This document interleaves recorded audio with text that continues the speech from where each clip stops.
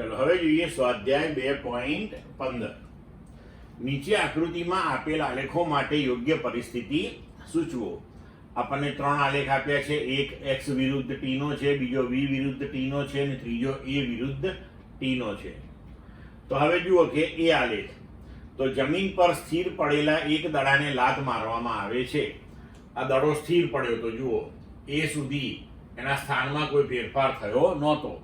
હવે તમે એને લાત મારો છો તો આલેખમાં એ તેની સ્થિતિ દર્શાવે છે. દડો C સ્થાને અથડાઈને પાછો ફરે છે, પછી એનું સ્થાનાંતર બદલાયું. સામે કોઈ દિવાલ છે માનો કે, ત્યાંથી અથડાઈ અને પાછો પડ્યો. તો આલેખ પરથી જોઈ શકાય છે કે પાછા ફરતી વખતે તેની ઝડપ પ્રારંભિક ઝડપ કરતાં ઓછી છે, કારણ કે CB નો ઢાળ એ AC ના ઢાળ કરતાં ઓછો છે. હવે x વિરુદ્ધ t ના આલેખનો ઢાળ ઝડપનું મૂલ્ય આપે છે, આપણને ખબર છે. અને આલેખનો EF ભાગ દર્શાવે છે કે હવે દડો બીજી દિવાલ દ્વારા અટકી ગયો છે. એટલે કે તમારી પાસે પગમાં દડો પડ્યો છે, તમે એને લાત મારી, સામેની દિવાલે ગયો, અથડાયો, પાછો આવ્યો અને પછી સ્થિર થઈ ગયો. તો આ પ્રકારેની કોઈ ગતિ હોવાના ચાન્સીસ છે. બરોબર.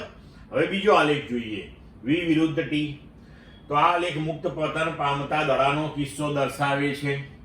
દડો જમીન પર ચોક્કસ સમયગાળે અથડાય, પાછો ઉપર જાય, પાછો અથડાય, આમ સતત ચાલ્યા કરે અને પ્રત્યેક અથડામણમાં તેનો વેગ જે છે એ સતત ઘટતો જાય. તો એ પ્રમાણેનો આ આલેખ હોઈ શકે છે. હવે ત્રીજો આલેખ પ્રવેગ વિરુદ્ધ સમયનો. તો આલેખ દર્શાવે છે કે પદાર્થ શરૂઆતમાં નિયમિત વેગથી ગતિ કરે છે, કારણ કે પ્રવેગ એનો 0 છે. હવે તેનો પ્રવેગ ટૂંકા સમયગાળામાં વધીને 0 થઈ જાય છે અને ત્યારબાદ પદાર્થ અચળ વેગથી ગતિ કરે છે. તો એનું ઉદાહરણ આપણે લઈએ કે જ્યારે ક્રિકેટનો દડો નિયમિત ઝડપથી ગતિ કરતો હોય ત્યારે બેટ વડે તેને ટૂંકા સમયગાળામાં ફટકારીએ અને પ્રવેગ વધીને પછી 0 થાય, પછી દડો અચળ ઝડપથી ગતિ કરતો થઈ જાય. તો તે સ્થિતિ આ આલેખની હોઈ શકે છે. ક્લિયર મિત્રો?